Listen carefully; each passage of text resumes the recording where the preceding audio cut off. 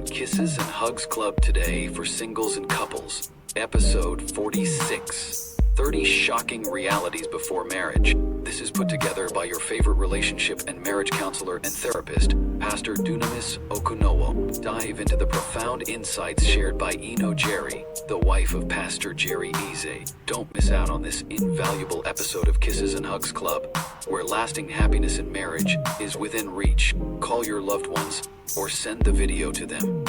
Number 1, before you enter that marriage, if you want to build a strong and lasting relationship, learn from other people's mistakes. In this devotional, I will share my personal story and the issues I faced in past relationships. I will show you how anger, disrespect, and blaming others can damage your bonds. More importantly, I will explain how change is possible when you take ownership of your weaknesses. Number 2, parents as models.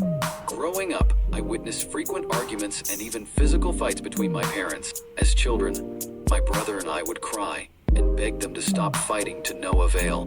Witnessing these conflicts shaped my views on relationships from a young age. Number 3, growing up in a quarrelsome home. It was all I knew to see parents constantly quarreling, even in front of us kids. My parents loved us, but they didn't understand the impact their fights had on our development. We learned that resolving conflicts through yelling and aggression was normal. Number 4, the impact on children. Seeing your parents fight regularly leaves scars. As a child, it makes you feel unsafe and stressed.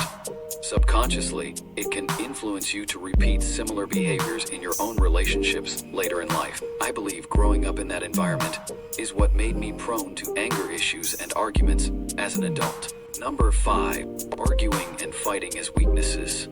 In my teens and early adulthood, I saw arguing and even physical fighting as normal behaviors. I took pride in winning fights and felt validated when others were impressed by my aggression. However, these were clearly weaknesses that would damage my relationships if not addressed. Number 6, owning your faults instead of blaming others. For a long time, I blamed my parents and upbringing for my anger issues. I thought it wasn't my fault since that's all I knew growing up. But the moment you realize your parents' actions don't define you, change becomes possible. You have to own your faults instead of making excuses for bad behaviors. No one else can change you but yourself. Number 7, examples of anger issues from my past. Looking back, I see many examples of how my anger ruined past relationships. I would blow up over small things and say hurtful words just to win arguments. I never respected my partner's feelings or tried to understand other viewpoints. My anger was like a monster that I couldn't control. Number 8, the impact on relationships. Is it any surprise that those relationships didn't last? No one wants to be with someone who constantly yells, blames, and shows anger without reason. It destroys trust and communication. Both parties always feel on edge, like walking on eggshells. Respect and care fade away when anger takes over. I didn't realize it then, but my behavior was emotionally abusive. Number 9, making the decision to change.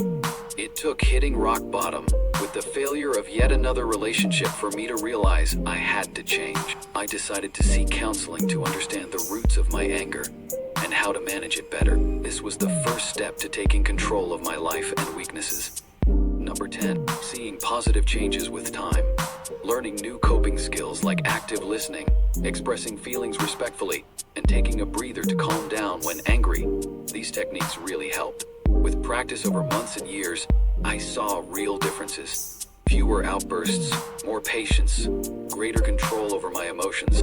My relationships became far more peaceful than before. Number 11, communication skills to develop.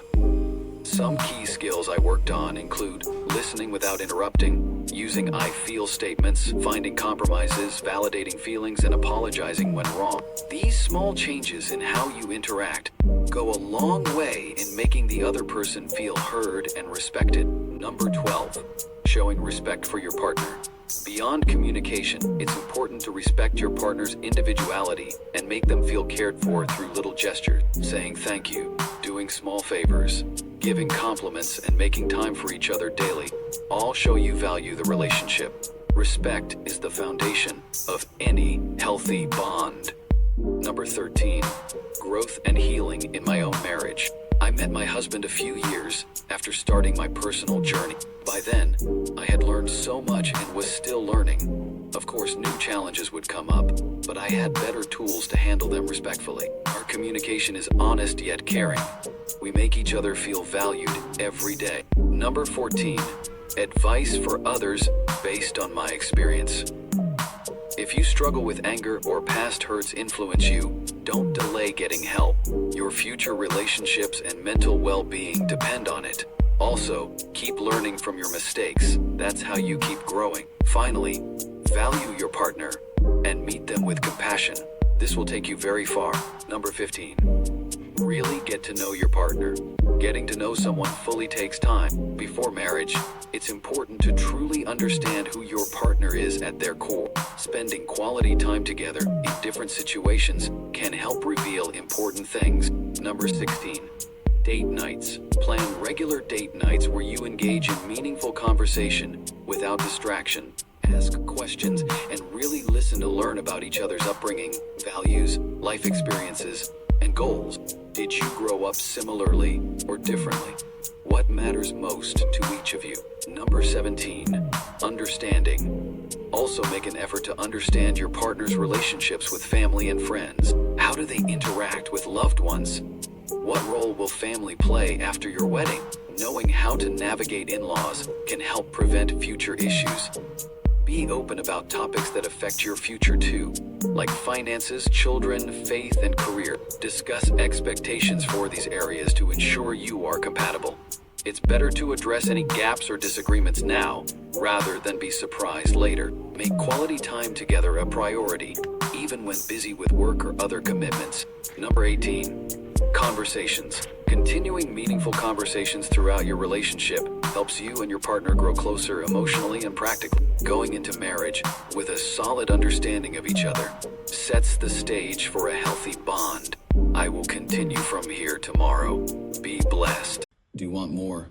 Read the full blog by clicking on the link in bio or description to navigate to the devotionals, or go to www.khcpartners.org. Watch full video on youtube.com/@PastorDunamis. For one-on-one therapy, counseling, or an intervention in your marriage or relationship, go to bit.ly/therapy needed. To get courses for singles and couples, go to bit.ly/course. To partner with us, go to www.kissesandhugs.org/give.